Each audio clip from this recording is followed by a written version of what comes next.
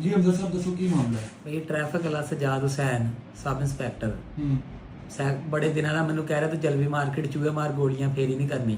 ਤੇਰੇ ਸਪੀਕਰ ਦੀ ਆਵਾਜ਼ ਤੋਂ ਮੇਰੇ ਸਪੀਕਰ ਦੀ ਆਵਾਜ਼ ਲੋਕਾਂ ਨੂੰ ਸੁਣਦੀ ਨਹੀਂ, ਕਿਉਂਕਿ ਉਹਨੇ ਬਲਬਾਂ ਦਾ ਇੱਥੇ ਸਟਾਲ ਲਾਇਆ ਹੋਇਆ, ਆਪਣਾ ਸਟਾਲ ਲਗਾਇਆ, ਉੱਤੇ ਵੀ ਮੈਕ ਚੱਲਦਾ, ਸਪੀਕਰ ਚੱਲਦਾ। ਅੱਛਾ, ਉਹ ਟ੍ਰੈਫਿਕ ਇੰਸਪੈਕਟਰ ਨੇ ਆਪਣਾ ਸਟਾਲ ਲਗਾਇਆ। ਲੇਕਿਨ ਮੇਰਾ ਸਾਈਕਲ ਸਾਈਡ ਤੇ ਖਰਾਲ ਕੇ ਮੈਂ ਨਮਾਜ਼ ਪੜਨ ਗਿਆ, ਨਮਾਜ਼ ਪੜ ਕੇ ਵਾਪਸ ਆ ਰਿਹਾ ਸੀ ਤੇ ਅੱਗੋਂ ਦੇਖਿਆ ਨੇ ਮੇਰੀਆਂ ਫਲੈਕਸਾਂ ਪਾੜਤੀਆਂ, ਸਾਈਕਲ ਸਿੱਟਤਾ, ਟੋਕਰੀ ਖਿਲਾਰਤੀ। ਤੇ ਜਦੋਂ ਮੈਂ ਆ ਕੇ ਪੁੱਛਿਆ ਹੈ ਕਿ ਕਿਤਾ, ਤੇ ਮੇਰਾ ਗਿਰੇਬੰਦ ਪੜ ਕੇ ਗੱਡੀ 'ਚ ਬਿਠਾ ਕੇ ਆਪਣੇ ਸੈਕਟਰ ਲੈ ਗਿਆ।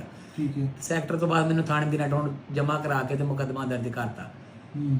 ਜੱਜ ਕੋ ਪੇਸ਼ ਹੋਇਆ ਤੇ ਜੱਜ ਸਾਹਿਬ ਨੇ ਪਰਚਾ ਡਿਸਚਾਰਜ ਕਰਤਾ, ਖਾਰਜ ਕਰਤਾ ਤੇ ਵਾਪਸ ਆਇਆ ਤੇ ਉੱਥੇ ਹੁਣ ਮੈਨੂੰ ਕੰਮ ਨਹੀਂ ਕਰਨ ਦੇ ਰਿਹਾ, ਗੁੰਡਾਗਰਦੀ, ਗਾਲਾਂ ਕੱਢਦਾ ਕਿੱਦਾਂ ਤੇ ਫਿਰ ਮੁਕੱਦਮਾ ਦਰਜ ਕਰਨਾ ਵਾ।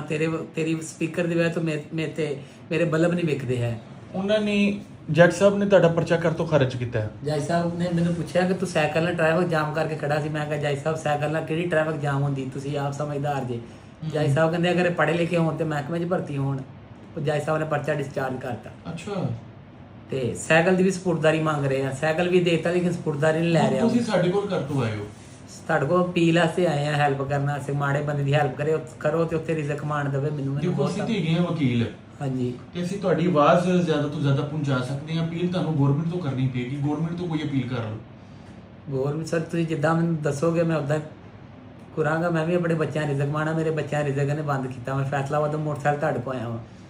ਤੇ ਤੁਸੀਂ ਕਿਸੇ ਹੋਰ ਜਗ੍ਹਾ ਨਹੀਂ ਉਹ ਫੈਸਲਾਬਾਦ ਸੀਟੀਓ ਸਾਹਿਬ ਨੂੰ ਪਰਸਨਲ ਨੰਬਰ ਤੇ ਮੈਸੇਜ ਕੀਤੇ, ਮੈਂ ਗਰੀਬ ਆਦਮੀ ਦਰਖਾਸਤ ਵੀ ਦਿੱਤੀ ਲੇਕਿਨ ਉਹ ਸੁਣਦੇ ਨਹੀਂ ਹੈਗਾ। ਅੱਛਾ, ਚਲੋ।